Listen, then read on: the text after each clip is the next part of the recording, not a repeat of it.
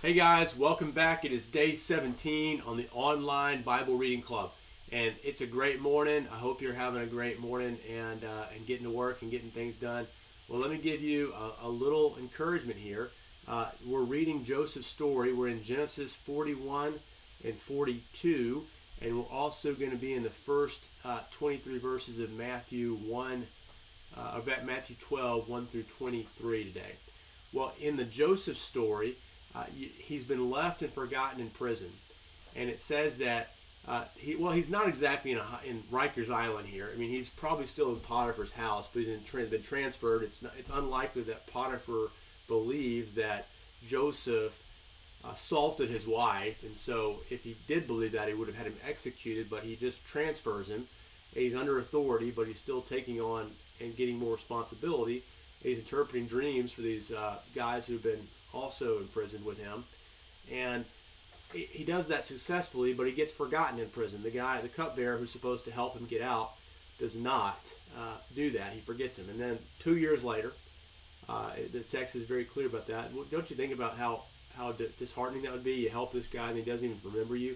Well, 2 years later, Pharaoh, it says, has this dream about good-looking cows and ugly-looking cows, and then good-looking grain and ugly-looking grain, and then no one can interpret it, so he sends for Joseph because the cupbearer's like, I got a guy. I remember now. So he sends for Joseph, and Joseph actually brings him the interpretation. The interpretation of the dream is that there are going to be 7 really strong years economically, and you're going to have this abundance, and then 7 years you're going to have this famine.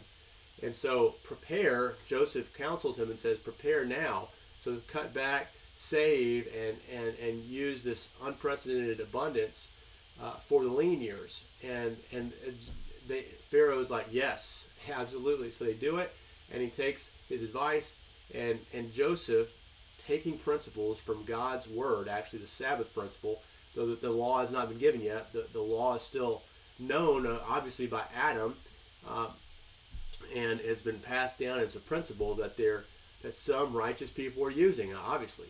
So this is the law of God. It's eternal. And so you think of Chick-fil-A, and they do a good job of working really hard 6 days a week, and they take Sunday completely off. And the principle is for all of us that if we work hard 6 days, we'll have enough, to be able to have that abundance. And so think about Joseph is just so stinking righteous, and I'm really impressed with his perseverance through all of the hardships he's had. Well, one of the keys to that, I think, and something you can take away from this, is his reflectiveness on God's work in his life. So look at the names of his firstborn children. He names his firstborn Manasseh because, this is in verse 51 of chapter 41, it says Manasseh because God has made me forget all my trouble. And that's the word for forgotten, or forget. He's made me forget all my trouble. God's worked in my life that though I had trouble, it is in the past. It's as if it's never been a factor for me. And then the second one is Ephraim, which means fruitfulness. God's made me fruitful in the land of suffering. So as you consider your day, don't think of your day in an impersonal way, in a way of just like, hey, life is happening to me, 2020 is happening to me, or 2021 is happening to me.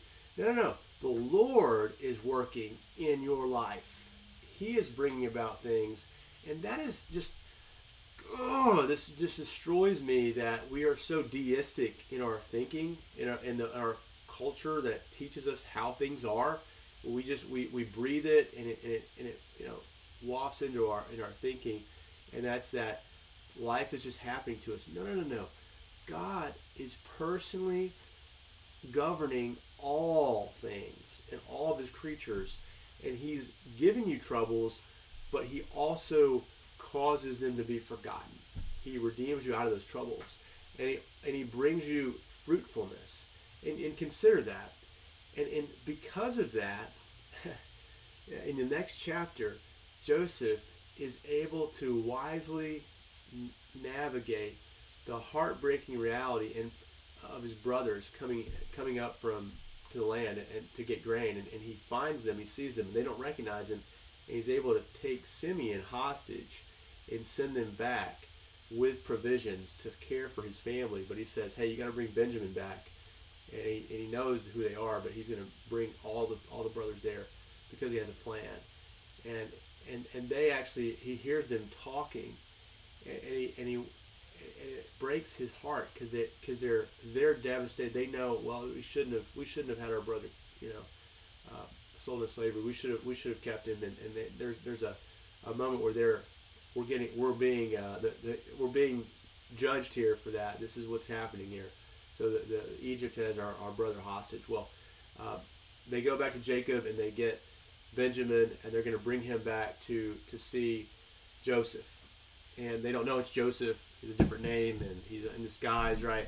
And they think he's probably dead and a slave somewhere.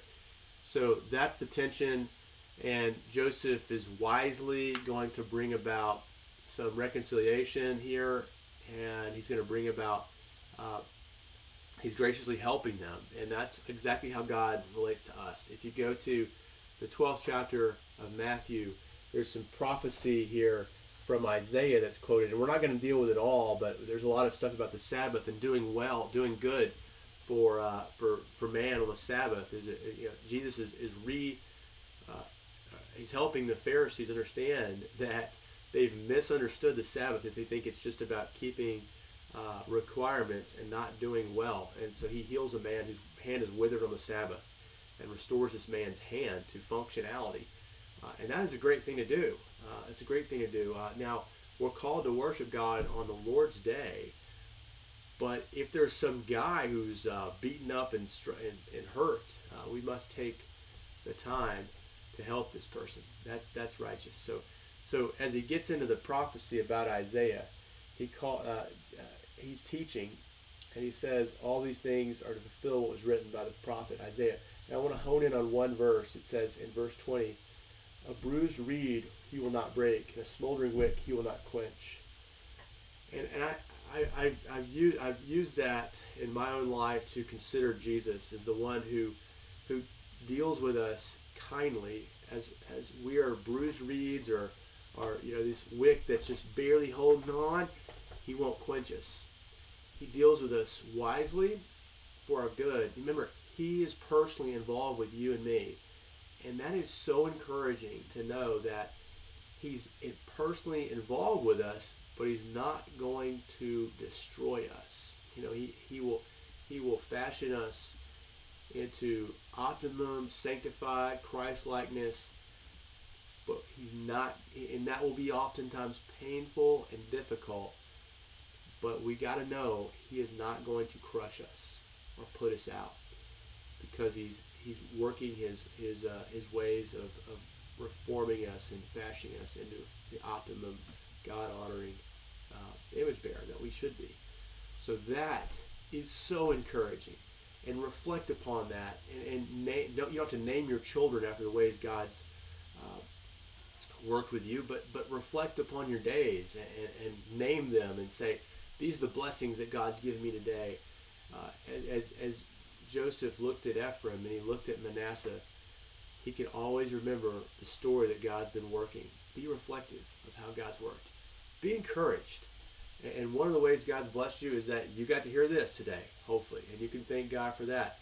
And number the ways that God's blessed you today. Go in peace. I'll see you the next time on day 18.